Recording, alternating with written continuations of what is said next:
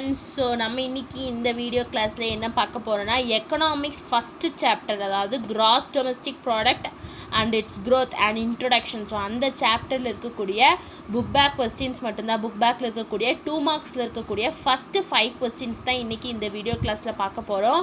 So நம்ம last class வரைக்கும் geography, history and civics தான் நம்ம சேனல் வீடியோ கிளாஸில் பார்த்துட்டு இருந்தோம். ஸோ இன்றைக்கி நம்ம எக்கனாமிக்ஸும் ஸ்டார்ட் பண்ணலாம். ஸோ எக்கனாமிக்ஸில் இருக்கக்கூடிய யூனிட் 1, ஸோ அதில் இருக்கக்கூடிய ஷார்ட் ஆன்சர்ஸ் மட்டும்தான். ஷார்ட் ஆன்சர்ஸில் ஃபஸ்ட்டு 5 ஆன்சர்ஸ் தான் வந்துட்டு நம்ம இன்றைக்கி கிளாஸில் பார்க்க போகிறோம். ஸோ வாங்க பார்க்கலாம். பாருங்கள், புக் பேக்கில் இருக்கக்கூடிய ஷார்ட் ஆன்சர்ஸ் மொத்தம் 7 இருக்குது.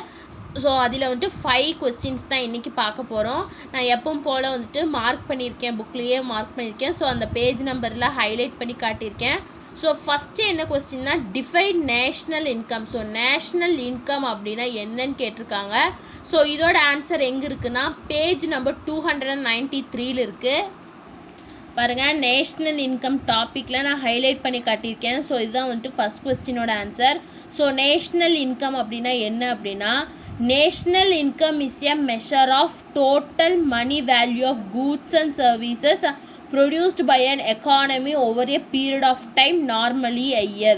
ஸோ நேஷ்னல் இன்கம்னா என்னென்னா ஒரு மெஷர் பண்ணுறது, அதாவது total money value of goods. நம்ம கூட்ஸ் அண்ட் சர்வீசஸ் ஒரு எக்கானமி, அதாவது நம்ம இந்தியன் எக்கானமி எடுத்துட்டோம்னா ஒரு சர்டைன் பீரியட் ஆஃப் டைம், அதாவது 1 இயர் எடுத்துட்டோம்னா அந்த 1 இயரில் வந்துட்டு நம்ம இந்தியன் எக்கானமி ப்ரொடியூஸ் பண்ண கூட்ஸ் அண்ட் சர்வீஸ், அதில் ப்ரொடியூஸ் பண்ணி நமக்கு எவ்வளோ மணி கிடச்சிது அப்படிங்கிறத மெஷர் பண்ணுறது தான் நம்ம என்ன சொல்கிறோம்னா நேஷ்னல் இன்கம்னு சொல்கிறதா சொல்லியிருக்காங்க. National income is a measure of the total money value of goods and services produced by an economy. ஒரு எக்கானமி ப்ரொடியூஸ் பண்ணக்கூடிய கூட்ஸ் அண்ட் சர்வீசஸ் மூலயமா ப்ரொடியூஸ் பண்ணக்கூடிய மணி, ப்ரொடியூஸ் பண்ணி கூட்ஸ் அண்ட் சர்வீசஸ் ப்ரொடியூஸ் பண்ணி அதிலிருந்து நமக்கு கிடைக்கக்கூடிய மணி வேல்யூவை மெஷர் பண்ணுறது தான் நம்ம என்னென்னு சொல்கிறோன்னா நேஷ்னல் இன்கம்னு சொல்கிறோம். ஸோ காமனாக எவ்வளோ ஒரு சர்டைன் இயர்ஸ், ஒரு இயருக்கு ஒருக்கா நம்ம நேஷ்னல் இன்கம் வந்து பார்ப்போம். Commonly national income is called as gross national product or national dividend. So காமனாக வந்துட்டு நேஷ்னல் இன்கம் எப்படி சொல்லுவாங்கன்னா கிராஸ் நேஷ்னல் ப்ராடக்ட், அதாவது ஜிஎன்பி அப்படின்னு சொல்லுவாங்க, இல்லாட்டி நேஷ்னல் டிவிடெண்ட் அப்படின்னு சொல்லுவாங்க. So national income is nothing but it is a measure of total money value of goods and services produced by an economy. ஒரு எக்கானமி ஒரு எக்கானமிக்கு வந்துட்டு கூட்ஸ் அண்ட் சர்வீஸ் ப்ரொடியூஸ் பண்ணதில் எவ்வளோ மணி வேல்யூ கிடச்சிருக்கு அப்படிங்கிறத மெஷர் பண்ணுறதா என்னென்னு சொல்கிறோம் நேஷ்னல் இன்கம்னு சொல்கிறோம். ஸோ இதை காமனாக எப்படி சொல்லுவாங்கன்னா கிராஸ் நேஷ்னல் ப்ராடக்ட், அதாவது ஜிஎன்பி இல்லாட்டி நேஷ்னல் டிவைடெண்ட் அப்படின்னு சொல்லுவாங்க. ஸோ இதுதான் வந்துட்டு ஃபஸ்ட் கொஸ்டினோட ஆன்சர். நெக்ஸ்ட் கொஸ்டின் பாருங்கள், what is meant by gross domestic product. So gross domestic product அப்படின்னா என்னென்னு கேட்டிருக்காங்க. இதான் செகண்ட் கொஸ்டின். ஸோ இதோட ஆன்சர் வந்துட்டு பேஜ் நம்பர் 293 தான் இருக்குது. பாருங்கள், 293 கிராஸ் டொமஸ்டிக் ப்ராடக்ட் ஜிடிபி அந்த இது தான் வந்துட்டு இதுக்கு ஆன்சர். பாருங்கள், கிராஸ் டொமஸ்டிக் ப்ராடக்ட் அதாவது GDP is the total value of output of goods and services produced by the factors of production within the geographical boundaries of the country.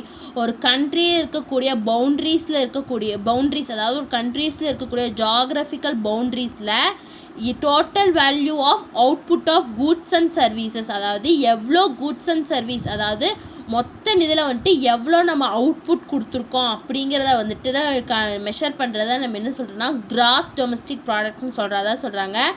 Is the total value of output of goods and services produced by the factors of production, அதாவது எவ்வளோ goods and services, அந்த நம்ம produce பண்ணக்கூடிய goods and சர்வீசஸில் நம்ம வந்துட்டு எவ்வளோ அவுட்புட்டை வந்து நம்ம கொடுத்துருக்கோம், அதாவது கண்ட்ரியில் இருக்கக்கூடிய ஒவ்வொரு ஜியாகிரபிக்கல் பவுண்ட்ரிஸ்லேயும் இருக்கக்கூடிய ஸ்டேட்ஸ் அண்ட் டிஸ்ட்ரிக்ஸ் வந்துட்டு அந்த கூட்ஸ் அண்ட் சர்வீசஸ் மூலமா நம்ம எவ்வளோ அவுட்புட்டை வந்து கொடுத்துருக்கோம் அப்படிங்கிறத நம்ம என்ன சொல்கிறோன்னா கிராஸ் டொமஸ்டிக் ப்ராடக்ட் அப்படின்னு சொல்கிறோம். So gross domestic product is the total value of output of goods and services produced by the factors of production within the geographical boundaries of the country.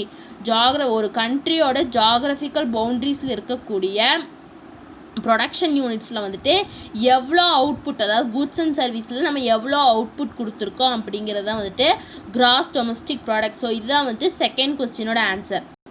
So third question பாருங்கள், write the importance of gross domestic product, அதாவது ஜிடிபியோட importance என்னென்னு கேட்டிருக்காங்க. So இதோட answer வந்துட்டு 295 இருக்குது பாருங்கள், 295 இருக்குது பாருங்கள். Importance of GDP. So 6 points இருக்குது. உங்களுக்கு 2 மார்க்ஸுங்கும் போது நீங்கள் ஒரு 4 to 5 பாயிண்ட்ஸ் எழுதுனா போதும். பட் ஆனால் எல்லா 6 பாயிண்ட்ஸையும் நான் சொல்லிடுறேன். ஸோ ஃபஸ்ட்டு என்னென்னா, எக்கானமியோட க்ரோத்தை ஸ்டடி பண்ணுறக்கு, ஒரு கண்ட்ரியோட எக்கானமிக் க்ரோத்தை ஸ்டடி பண்ணுறக்கு இது ரொம்பவே இம்பார்ட்டண்ட்டாக தான் ஃபஸ்ட்டு பாயிண்டில் சொல்லியிருக்காங்க. ஸ்டடி ஆஃப் எக்கானமிக் க்ரோத், ஒரு எக்கானமி, ஒரு நேஷனோட க்ரோத்தை ஸ்டடி பண்ணுறக்கு இது ரொம்பவே முக்கியம்.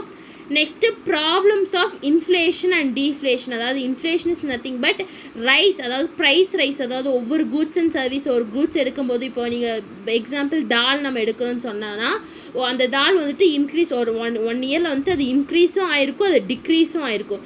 அந்த ப்ராப்ளம்ஸ் எதனால் அது இன்க்ரீஸ் ஆச்சு, எதனால் அது டிக்ரீஸ் ஆகுது அப்படிங்கிற அந்த ப்ராப்ளம்ஸை ஸ்டடி பண்ணுறக்கும் வந்துட்டு இந்த ஜிடிபி வந்துட்டு ரொம்பவே முக்கியம். அதான் சொல்லியிருக்காங்க, problems of inflation and deflation. So டிஃப்ளேஷனுங்கிறது வந்துட்டு டிக்ரீஸ், அது ப்ரைஸ் வந்துட்டு டிக்ரீஸ் ஆகிறத டிஃப்ளேஷன் சொல்லுவோம், ப்ரைஸ் வந்துட்டு இன்க்ரீஸ் ஆகிறதான் நம்ம இன்ஃப்ளேஷன் அப்படின்னு சொல்லுவோம். Next comparison with developed countries of the world, நம்மளோட எக்கானமி வந்துட்டு டெவலப்பான கண்ட்ரிஸ் கூட கம்பேர் பண்ணி பார்க்கறதுக்கு வந்துட்டு இந்த ஜிடிபி ரொம்பவே முக்கியம். நெக்ஸ்ட்டு எஸ்டிமேட் த பர்ச்சேசிங் பவர், அதாவது எவ்வளோ பர்ச்சேசிங் பவர் வந்துட்டு எஸ்டிமேட் பண்ணுறதுக்கு வந்துட்டு இந்த ஜிடிபி ரொம்பவே முக்கியம். Next study of public sector. So public sector பார்க்கும்போது அதை ஸ்டடி பண்ணுறக்கு, அதை கம்பேர் பண்ணுறக்குங்கிறப்ப இந்த ஜிடிபி ரொம்பவே முக்கியம்.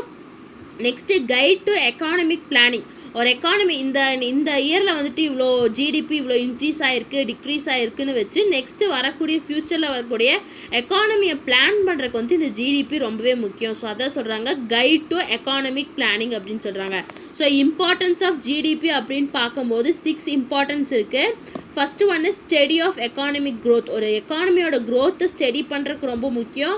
நெக்ஸ்ட்டு இன்ஃப்ளேஷன் அண்ட் டீஃப்ளேஷன், அதாவது ஒரு கூட்ஸோட ப்ரைஸ் வந்துட்டு ரைஸ் ஆகுது இல்லை டிக்ரீஸ் ஆகுதுன்னா அதோட ப்ராப்ளம்ஸை ஃபேஸ் பண்ணுறதுக்கு வந்துட்டு பார்க்குறக்கு வந்துட்டு கம்பேர் பண்ணுறதுக்கு இந்த ஜிடிபி ரொம்ப முக்கியம். நெக்ஸ்ட்டு நம்மளோட டெவலப்பான கண்ட்ரிஸ் கூட வந்துட்டு நம்மளோட எக்கானமியை வந்துட்டு கம்பேர் பண்ணி பார்க்குறதுக்கு வந்துட்டு இந்த ஜிடிபி வந்துட்டு ரொம்பவே முக்கியம். நெக்ஸ்ட்டு பர்ச்சேசிங் பவரை வந்து எஸ்டிமேட் பண்ணுறதுக்கும் இந்த ஜிடிபி ரொம்ப முக்கியம். நெக்ஸ்ட்டு பப்ளிக் செக்டரை வந்துட்டு படிக்கிறதுக்கு, ஸ்டடி ஆஃப் பப்ளிக் செக்டரை பற்றி படிக்கிறதுக்கும் இந்த ஜிடிபி ரொம்ப முக்கியம். எக்கானாமிக் பிளானிங், அதாவது ஃப்யூச்சரில் வரக்கூடிய எக்கானமியை பிளான் பண்ணுறதுக்கு வந்துட்டு இந்த ஜிடிபி ரொம்பவே முக்கியம். ஸோ இதான் வந்துட்டு 6 points importance of GDP. Fourth one பாருங்கள், what is per capita income. So per capita income அப்படின்னா என்னென்னு கேட்டிருக்காங்க. ஸோ இதோட ஆன்சர் பேஜ் நம்பர் 294 இருக்குது. 294 டாப்பில் இருக்குது ஃபஸ்ட்டு ஹெட்டிங்கே பெர் கேபிட்டா இன்கம் தான், அதாவது பிசிஐ, அதாவது பெர் கேபிட்டா இன்கம், அதுதான் பிசிஐன்னு சொல்லியிருக்காங்க. ஸோ பெர் கேபிட்டா இன்கம் அப்படின்னா என்னென்னா, per capita income or output per person is an indicator to show the living standard of people in a country.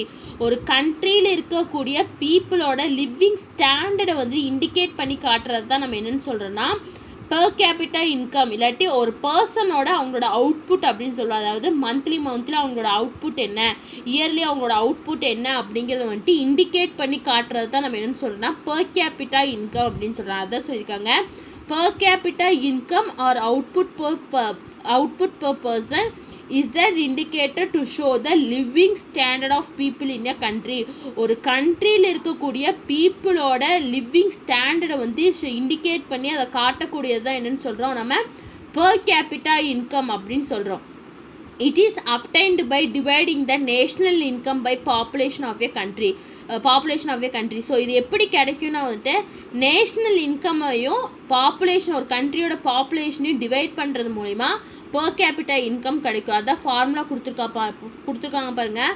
per capita income is equal to national income by population. ஒரு national income first கொஸ்டினில் பார்த்தோம்ல, so அந்த national income measure பண்ணிவிட்டு அது கூட நம்மளோட கண்ட்ரியோட பாப்புலேஷனை divide பண்ணால் நமக்கு வந்து இந்த per capita இன்கம் கிடைக்கும். So per capita income is nothing but it is an indicator to show the living standard of a people in a country. ஒரு கண்ட்ரியில் இருக்கக்கூடிய பீப்புளோட லிவிங் ஸ்டாண்டர்டை இண்டிகேட் பண்ணி காட்டுறதா என்ன per capita income அப்படின்னு சொல்கிறோம். ஸோ இது எப்படி கிடைக்கும், நேஷ்னல் இன்கம்லேருந்து இப்போ நேஷ்னல் இன்கமையும் பாப்புலேஷன் ஒரு கண்ட்ரியோட பாப்புலேஷனையும் டிவைட் பண்ணுறது மூலிமா per capita income வந்து கிடைக்கும். 5th கொஸ்டின் பாருங்கள், define the value added approach with the example. So value added அப்ரோச்சுக்கு ஒரு எக்ஸாம்பிள் கொடுத்து அதை டிஃபைன் பண்ண சொல்கிறாங்க. இதான் வந்துட்டு 5th கொஸ்டின். இதோட ஆன்சர் வந்துட்டு பேஜ் நம்பர் 294 இருக்குது. பாருங்கள், page number 294 value added approach, அதாவது மெத்தட்ஸ் ஆஃப் ஜிடிபி கேல்குலேட்டிங்கில் 3rd மெத்தட் தான் வந்துட்டு வேல்யூ ஆடட் அப்ரோச். ஸோ அதுதான் வந்துட்டு இந்த கொஸ்டினில் கேட்டிருக்காங்க. ஸோ வேல்யூ ஆடட் அப்ரோச் அப்படின்னா என்னென்னா, ஃபஸ்ட்டு எக்ஸாம்பிளோடு பார்த்துடலாம். ஃபஸ்ட்டு என்ன கொடுத்துருக்காங்கன்னா, a cup of tea served to you in a hotel is a final good. அதாவது நீங்கள் ஒரு ஹோட்டலுக்கு போய் டீ ஆர்டர் பண்ணும்போது அது உங்களுக்கு சர்வ் பண்ணுறாங்க, அதுதான் என்ன ஃபைனல் குட்ஸ் அப்படின்னு நம்ம சொல்கிறோம். த goods used to produce it, அதாவது இந்த ஃபைனல் குட்ஸை வந்துட்டு அதாவது டீயை வந்துட்டு ப்ரொடியூஸ் பண்ணுறதுக்கு வந்துட்டு tea powder, milk and sugar தேவைப்படும். அதாவது இந்த டீ போடணும் அப்படின்னா இந்த 3மே ரொம்ப முக்கியம். ஸோ அதைத்தான் நம்ம என்னென்னு சொல்லணும்னா இன்டர்மீடியட் குட்ஸ்னு சொல்லுவோம். அதாவது இந்த ஃபைனலாக நம்ம டீயை வந்துட்டு ஃபைனல் குட்ஸ்னும் அந்த டீ போடுறதுக்கு தேவையான பொருளை நம்ம என்னென்னு சொல்லுவோம் இன்டர்மீடியட் குட்ஸ் அப்படின்னு நம்ம சொல்கிறோம். Since they form a part of the final good, அதாவது இந்த இன்டர்மீடியட் குட்ஸ் இல்லாமல் ஃபைனல் குட் வந்துடாது. அதாவது tea powder milk and sugar இல்லாமல் டீ வந்துடாது. அதான் சொல்கிறாங்க since they form a part of final good. இந்த ஃபைனல் குட்ஸில் ஒரு பார்ட் தான் என்ன இந்த இன்டர்மீடியட் குட்ஸ் அப்படின்னு சொல்கிறாங்க. Final good, the cup of tea.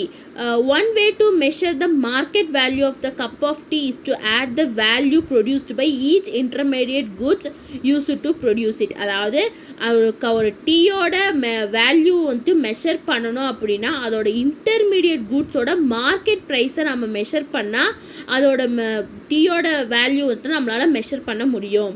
அதான் சொல்கிறாங்க, the sum of value added by all the intermediate goods used in the production gives us the total value of the final goods produced in an economy. அதான் சொல்கிறாங்க intermediate goods, அதான் சொல்கிறாங்க sum of value added by the intermediate goods. அதாவது intermediate goods வந்துட்டு நம்ம add பண்ணும்போது ஒரு production ஒன்று ப்ரொடியூஸ் பண்ணுறோம் அப்படின்னா அதுக்கு யூஸ் பண்ணக்கூடிய இன்டர்மீடியட் குட்ஸோட வேல்யூவை நம்ம வந்துட்டு ஆட் பண்ணும்போது சம்னா ஆடு. ஸோ ஆட் பண்ணும்போது அது நமக்கு என்ன தரும், gives us the total value of final goods produced in the economy. So அப்படி அதை ஆட் பண்ணும்போது ஃபைனல் குட் வந்துட்டு எவ்வளோ வேல்யூ ஒரு எக்கானமியில் ப்ரொடியூஸ் பண்ணக்கூடிய ஃபைனல் குட்ஸோட வேல்யூ என்ன அப்படின்னு நமக்கு தந்துடும். இதுதான் வந்துட்டு வேல்யூ ஆடட் அப்ரோச் அப்படின்னு சொல்கிறாங்க. So value added approach is nothing but இப்போ நம்ம ஹோட்டலுக்கு போகிறோம், அங்கே டீ ஆர்டர் பண்ணும்போது அவங்க வந்துட்டு கொண்டு வந்து இந்த டீயை வந்துட்டு நமக்கு சர்வ் பண்ணிடுறாங்க. அதுதான் என்ன டீ தான் என்ன ஃபைனல் குட். ஸோ இந்த டீ போடுறதுக்கு வந்து நமக்கு 3 முக்கிய பொருள் வேணும். அதான் tea powder, milk and sugar.